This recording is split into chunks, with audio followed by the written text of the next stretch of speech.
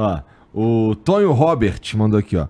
Se a Terra só tem cerca de 7.000 anos, como muitos religiosos afirmam, como explicar a existência dos dinossauros e depois sua extinção? Tu também acha que a Terra tem por volta de 7.000 anos? Não tenho certeza. Não tenho certeza pelo seguinte, eu vou te explicar biblicamente. O que as pessoas dizem é o fato do relato do Gênesis. Deus criou tal no primeiro dia, houve tarde, houve manhã no dia primeiro. Deus criou assim, entendeu? A palavra dia no hebraico é yom. No dia é be-yom. Pode traduzir a palavra dia. Só que no final do capítulo 2, quando ele fala, esta é a Gênesis dos céus e a terra, e aí no português está quando Deus criou os céus e a terra. Só que essa mesma palavra, quando, é be-yom. Então a mesma expressão que traduz um dia, está traduzindo o período todo.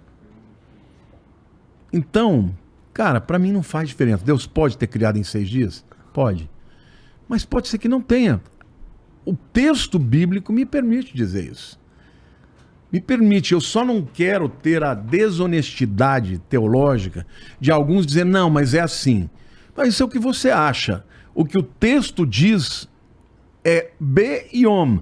Be-yom traduz um dia? Traduz, mas traduz um período muito maior. Está traduzindo o período todo. Então, para que eu vou ficar, sabe, dogmatizando o que a Bíblia não está falando? Então, se chegar lá no céu, Deus falou, não, foi em 6 dias. Bom, que bom, Senhor. Você podia ter criado tudo de uma vez só.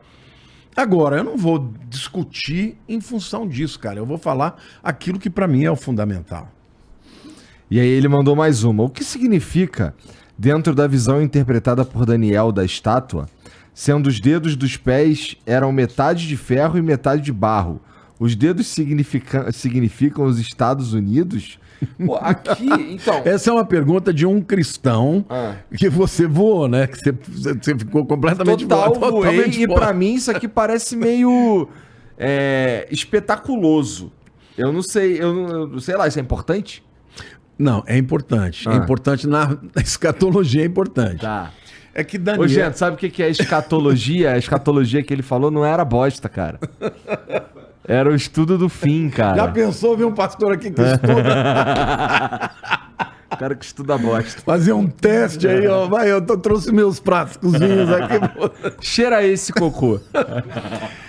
A visão, esse Daniel capítulo 2, o grande rei Nabucodonosor, ele vivia na Babilônia e naquele tempo eles acreditavam que qualquer sonho era presságio de Deus. Então ele teve um sonho de uma estátua enorme. Cabeça de ouro, os ombros de prata, depois o ventre de bronze, as pernas de ferro e a parte do joelho para baixo, até os pés, barro misturado com ferro. E ali, claramente, ele procura os intérpretes, ninguém conseguia interpretar e o Daniel interpretou. Ele disse, olha, a cabeça de ouro, rei, é você, é a Babilônia. Depois de você, virá um outro reino que será sucedido. Esse reino é o reino de prata. E ele diz que são os persas. E foi o que aconteceu. Depois virá um outro reino, que são os gregos, fala do ventre.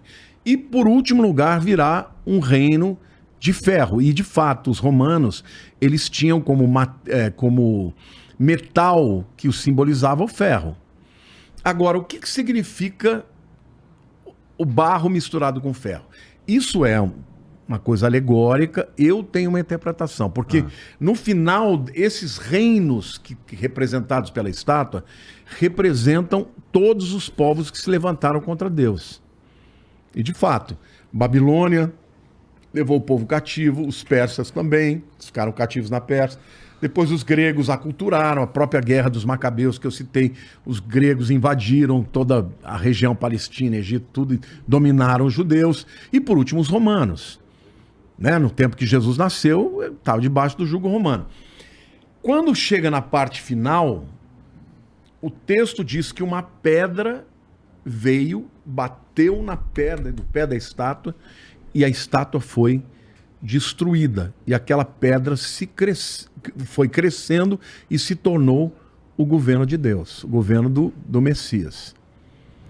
Então, quando você olha para a interpretação do que vai acontecer, Daniel viu tudo, a sucessão de reinos muito antes de acontecer. Isso é incrível.